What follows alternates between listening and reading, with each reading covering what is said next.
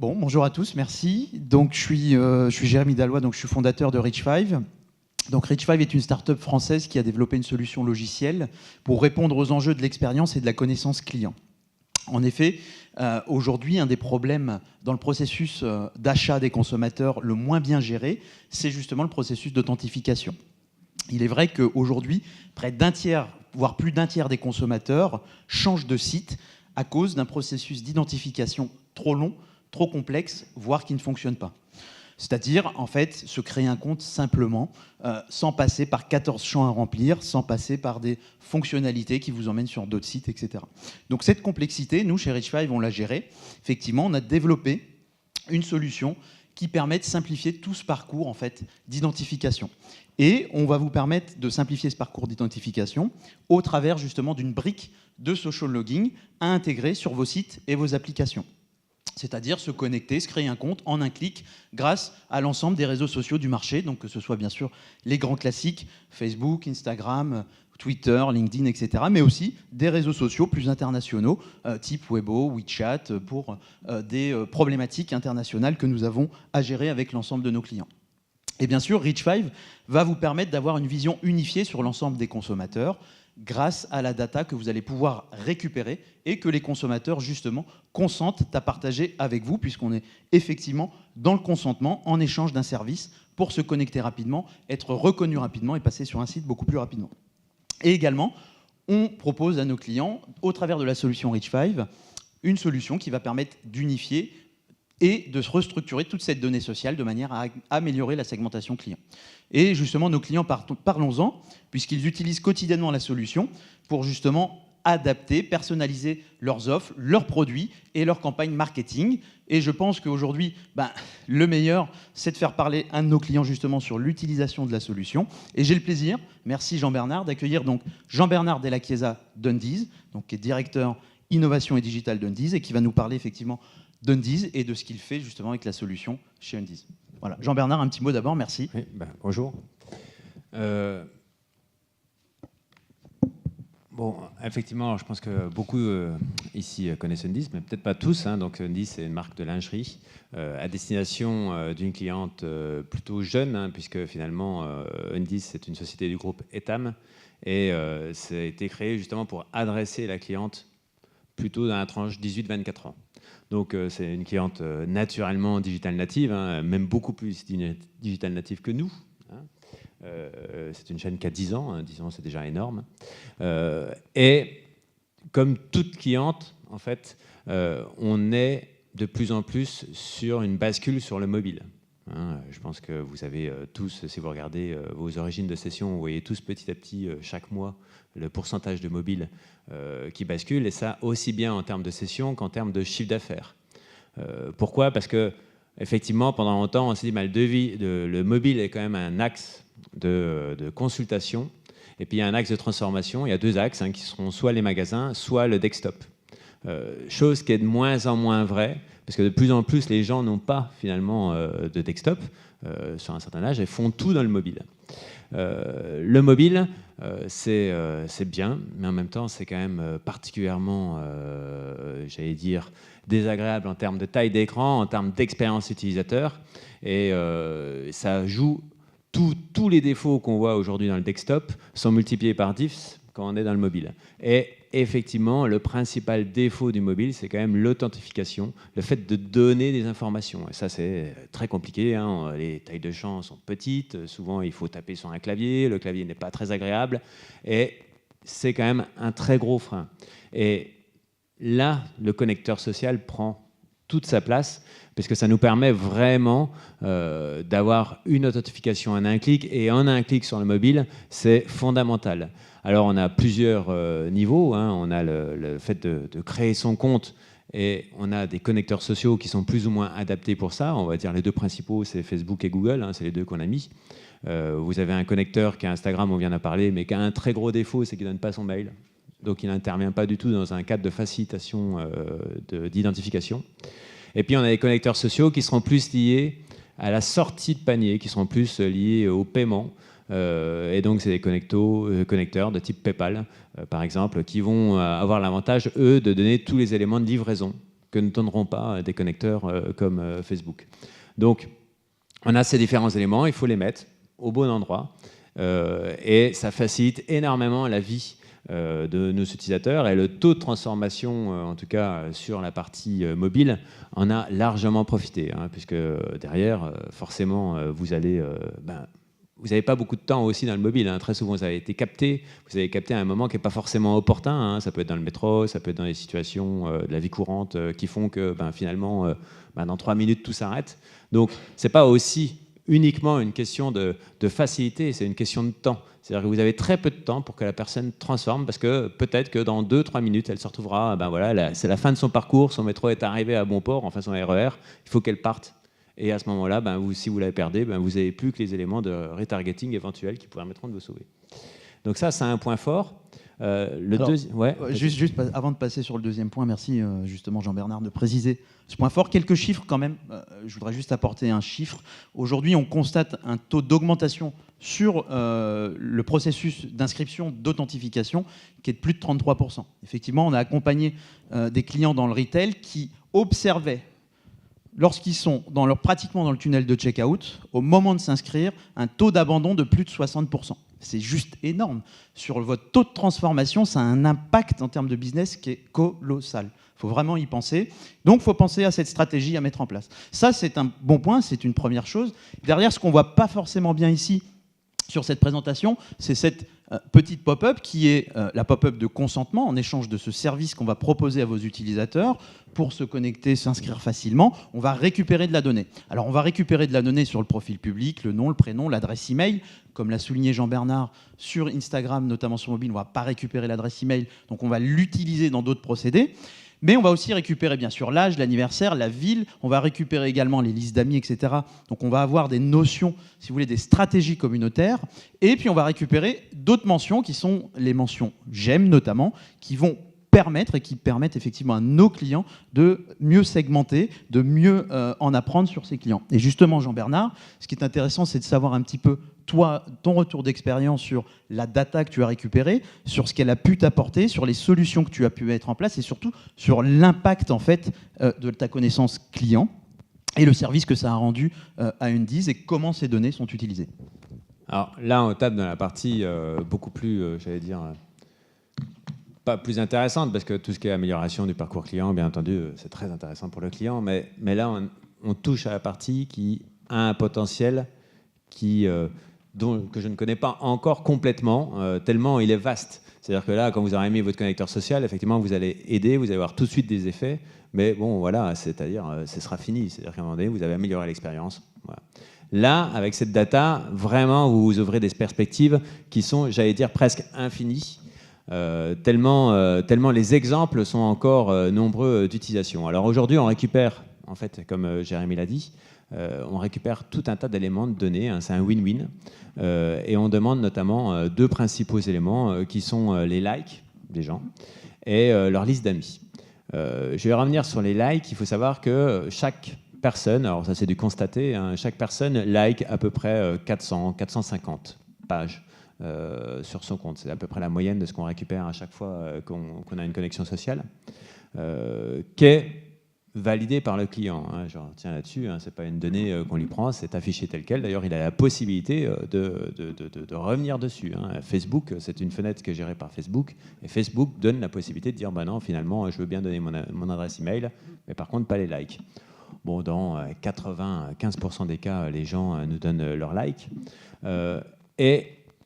Et en fait, ces likes, c'est une donnée hyper précieuse parce que finalement, aujourd'hui, on travaille beaucoup sur, sur l'âge du client, sur des données démographiques très classiques, hein, le genre, l'âge, l'adresse.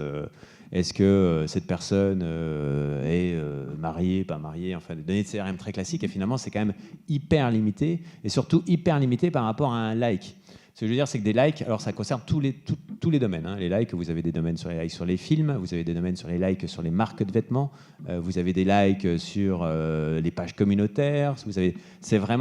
C'est très très très fort et c'est très précieux. Je ne sais pas si vous imaginez en fait la différence qu'il y a entre savoir que quelqu'un a entre 20 et 25 ans et savoir que quelqu'un aime plutôt telle ou telle marque de vêtements, aime plutôt tel ou tel film. Enfin, et derrière, vous avez une capacité sur 400 éléments en moyenne de faire un profil social qui est absolument faramineux. Alors là, vous ouvrez des perspectives qui sont... donc nous, il y a 2 types d'utilisation. Vous avez, j'allais dire, l'utilisation la plus restrictive, enfin, en termes de potentiel, même si c'est bien, c'est l'orientation des communications marketing. Évidemment que vous allez croiser finalement ces likes avec les achats de produits, et puis vous allez dire, ben voilà, j'ai un profil social. Et les gens qui achètent ces produits ont plutôt ce profil, et donc, tant qu'à faire, au bout de 2-3 jours, vous allez très très vite pouvoir réorienter toutes vos campagnes sur ces profils. Alors vous allez gagner, et j'allais dire, vous allez gagner, tant mieux, hein, ça va nous permettre de diminuer les coûts, mais ça va être très restreint. Ce que je veux dire par là, c'est quand vous travaillez sur l'aval, finalement, si vous avez un bon produit, ben, vous allez pouvoir le pousser aux bonnes personnes. Si vous avez un produit moyen, vous allez vraiment pouvoir optimiser pour vous dire, ben, au moins, il a la tendance, apparemment, il plaît à une couche fine de la population, je vais me focaliser dessus. Puis si vous avez un produit qui est nul, ben, dans les faits, vous pouvez avoir toute la data sociale que vous voulez sur l'orientation, ça restera un produit nul et vous ne pourrez pas faire grand-chose. Donc, ça va être un vrai levier d'optimisation sur l'aval, mais ça ne va pas être un levier de disruption. Par contre, si vous travaillez sur l'amont, et si vous savez travailler sur le fait que ben, ça serait bien que demain, plutôt qu'avoir ramé pour me débarrasser de produits plutôt moyens, ben, je sache dès l'origine si ce produit va plaire ou pas à mes clients, là, vous avez quand même un levier beaucoup plus fort. C'est-à-dire que d'un côté, je vous parle de quelques dizaines, voire centaines de milliers d'euros. De l'autre côté, c'est des millions d'euros dont je vous parle. Hein. Si jamais vous évitez ne serait-ce qu'une collection que vous avez faite qui n'était pas forcément très opportune pour la transformer en une collection opportune, ben, je peux vous dire que ce n'est pas du tout la même chose.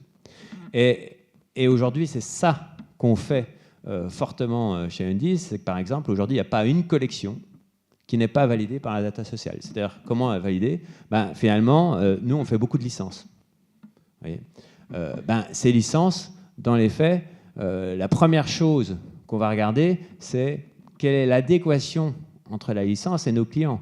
Cette adéquation, sur quelle catégorie de population elle se passe? Est-ce que c'est plutôt des gens qui sont âgés ou plutôt des gens vraiment dans notre cible? Est-ce que c'est plutôt des gens qui ont un vrai engagement avec cette licence ou c'est juste un blockbuster et puis dans les faits, effectivement, mathématiquement, on a forcément des gens. Donc aujourd'hui, en fait, on prend la décision à l'origine déjà de se dire, ben voilà, est-ce qu'on doit effectivement faire ou pas cette licence? C'est aussi un formidable centre d'écoute. Alors, bien entendu qu'il y a plein de solutions pour écouter socialement toutes les tendances qui émergent. Hein. Je parle notamment des Pokémon Go et compagnie. Hein, mais dans les faits, ça émerge. Mais est-ce que ça émerge chez votre communauté ou est-ce que ça émerge en France ou dans un pays?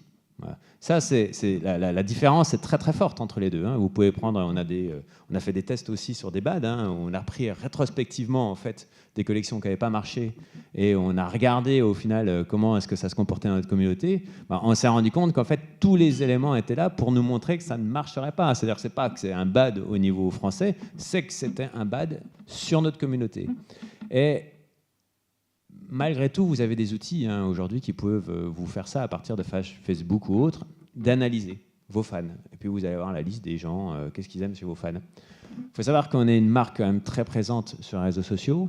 Alors, bien entendu qu'il y a mieux que nous, hein, mais on approche quand même bientôt du million de fans sur Facebook, ce qui fait que statistiquement quand même on devrait avoir une base statistique assez fiable. Aujourd'hui, on a un tiers des gens qui se connectent avec Facebook Connect et qui donc vont acheter chez nous, qui sont fans d'Undies. C'est-à-dire qu'en fait, la masse aujourd'hui de données est sur des gens qui ne sont pas fans. Donc c'est d'où l'intérêt en fait de cette collection et d'où l'intérêt parce que si jamais on regardait en fait juste notre page et qu'est-ce que aiment nos fans, les données ne seraient pas du tout les mêmes. Hein. Aujourd'hui, c'est quand même énormément. Vos choix sont en fait pilotés non pas par vos fans extrêmes, mais plus par ces gens qui aiment la marque, mais qui ne sont pas des fans extrêmes. Et c'est ça la grande différence avec une analyse de cette base et le fait d'analyser directement notre page, c'est qu'on a la capacité d'avoir une masse, un échantillon complètement représentatif. Merci Jean-Bernard. On va passer sur une troisième question. Je ne sais pas combien de temps il nous reste, j'ai pas fait attention, mais bon, on déroule. Juste 2-3 chiffres clés quand même sur cette analyse de data sociale, parce que ça ne se fait pas comme ça. C'est-à-dire qu'il y a vraiment une ingénierie logicielle derrière qu'on a mise en place. On a passé plus de 2 ans dans des labs à faire de la R&D, à savoir comment on allait traiter toute cette donnée sociale qui n'est pas forcément très bien structurée, de manière à la segmenter de la meilleure façon possible, que nos clients puissent en tirer la substantifique moelle. Et aujourd'hui, effectivement, je peux donner l'exemple d'un client sur lequel on va gérer un petit peu plus de 500 000 connexions Facebook. Donc, c'est des clients qui viennent, qui se créent un compte avec Facebook. En moyenne, comme l'a dit Jean-Bernard, c'est à peu près 400 likes par personne. Ça représente plus de 200 millions de pages likables dans le référentiel pour ce client, que l'on met en exergue avec nous notre référentiel, le référentiel des pages sociales likables, qui est plus de 100 millions. Donc derrière, c'est vraiment, tout ça c'est dynamique, toute l'interrogation dans la solution se fait en temps réel, et justement c'est une des forces de la solution. Une dernière question, parce qu'il me reste 5 minutes, il nous reste en tout cas 5 minutes, Jean-Bernard, c'est sur la Undies Academy. Je pense que vous avez entendu parler de cette fameuse académie qui va permettre justement à Undies de s'implanter au travers de cette académie sur des marchés internationaux. Quels vont être les pays concernés, justement, Jean-Bernard, et le rôle de la data sociale pour accompagner ce développement de la marque à l'international? Ouais, alors je rappelle, parce que je ne suis pas certain que tout le monde a entendu parler de Undies Academy. En fait, c'est comme tout le monde a besoin de se développer à l'international, je pense que ça, c'est un secret pour personne et ça fait partie de la stratégie de tous. En tant que détaillant, on a 2 leviers, c'est les magasins et effectivement le digital. Sauf que le levier magasin est un levier très, comment dire, avec beaucoup d'inertie dans sa mise en place. Et aujourd'hui, ce qu'on constate, c'est que quand on implante un magasin dans un pays, si vous n'avez pas la notoriété et si vous n'avez pas mesuré l'appétence du produit avant, ben, les gens ne rentrent pas dans le magasin. Et aujourd'hui, il y a une capacité suffisamment forte et suffisamment de marques derrière pour faire ce constat. Vous prenez un magasin Zara et vous inversez le nom, vous mettez Raza à la place, je peux vous dire, la FREC va être divisée par 2 juste en faisant ça. Et comment est-ce qu'aujourd'hui on se crée une notoriété? Il y a toujours un fort levier offline, mais le levier digital est quand même très très très très fort, et de plus en plus, surtout chez les jeunes. Donc on a décidé de mettre en place, d'attaquer les pays, d'abord par une phase digitale, de construction de notoriété, et de vérification avec la data de l'appétence du client et de la présence ou pas de notre cible, et sur quoi est-ce qu'elle réagissait plus que d'autres. Finalement, c'est des tests qu'on faisait avant avec des grands magasins. Avant, les marques s'implantaient dans les pays en faisant un partenariat avec un grand magasin, elles faisaient un corner, on faisait ça. Maintenant, ça ne sert plus à rien de faire ça. Maintenant, on fait ça avec le digital. Donc on a essayé de faire ça sur 7 pays. Donc c'est la Chine, l'Australie, l'Italie, la Suisse, la Russie, et le Mexique, peut-être que j'en oublie un d'ailleurs, et non, pas les États-Unis, non, le UK. Et donc, en fait, on a essayé de faire un choix un peu entre The Voice et l'école 42, c'est-à-dire qu'on a fait un recrutement dit réseau social. On a recruté 7 candidats qui seront les boss donc, de la coulingerie dans leur pays, et le principe, c'est qu'on leur donne 300 000 € un an pour faire le maximum de chiffre d'affaires dans leur pays. Et ils ont un support, donc ils ont chacun leurs 300 000 €, ils ont commencé il y a 1 mois. Je fais attention comment ils dépensent quand même, un minimum.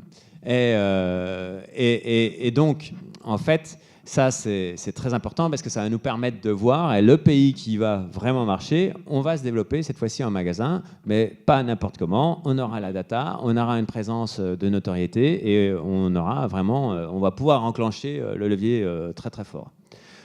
Sauf que ça, c'est très important si on a de la data. Et aujourd'hui, j'allais dire, si jamais c'est important de connaître son client dans son pays historique, dans les faits, qu'on le veuille ou non, la marque s'est développée quand même selon un certain darwinisme du retail. Et bon, même si on ne sait pas forcément quelle est la recette de la réussite dans son pays, bon, force est de constater qu'elle est là. Donc c'est qu'il y a quand même une connaissance, voulue ou pas, du client. Mais à l'international, par contre, on n'a rien du tout. Donc tout ce que j'ai dit est important, mais fois 1000 à l'international. Et donc, on a fait ça notamment déjà pour l'Espagne et la Belgique, et notamment très très fortement pour l'Espagne. Et ça a été important pour nous, très important de capter cette data, parce que en fait, on ne vérifie pas uniquement est-ce qu'on vend des produits dans ce pays en mettant le digital en place. On se dit, mais voilà, mais à qui je les vends? à qui je vends ces produits. Est-ce que déjà je suis dans une cible très très éloignée de la mienne? Une fois que j'ai défini ma cible, je peux en définir le potentiel, me dire, bah voilà, au bout d'un moment, je me dis, bah voilà, c'est quand même ces clients, si ça fait 6 mois, alors je peux rectifier le tir au maximum. Alors nous, on s'était aperçu qu'en Espagne, par exemple, on avait au départ ciblé une clientèle 3 âgée. L'avantage du digital avec la pub, c'est qu'on peut vite targeter. Hein. Donc on a rectifié le tir, et puis on s'est rendu compte ce que ça prenait. Ça aurait pu très bien ne pas prendre et de se dire, bah non, c'est un fait. Et donc derrière, on a récupéré une data et on s'est dit, ben voilà, on a une cible. Qu'est-ce qu'elle représente dans ce pays? Et quelles sont les typologies de communication, les médias, quelles sont les licences qu'elles aiment, parce qu'il faut tout réadapter derrière. Et donc c'est ça un peu aussi l'Undies Academy, c'est pas juste démarrer, c'est aussi de se dire, grâce à ces outils, se dire, mais à un moment donné, ben, j'ai une data qui vaut 10, 1000 fois toutes les études de marché que j'aurais pu faire sans rien, juste en demandant à un cabinet de conseil de me faire une étude totalement théorique avec des questionnaires clients. Il n'y a pas de questionnaire client, les données que j'ai, c'est des vrais, c'est des gens qui ont acheté mes produits, c'est pas des gens dans la rue qui se disent, ah ben oui, effectivement, ça pourrait me plaire. C'est des gens qui m'ont donné 400, voire des centaines d'informations sur eux et pas un questionnaire de vous avez quel âge, vous habitez où. Et donc ça, c'est vraiment, comment dire, c'est vraiment la vision de demain, je pense, du développement international. Merci Jean-Bernard, merci beaucoup pour ce témoignage poignant et merci pour votre écoute.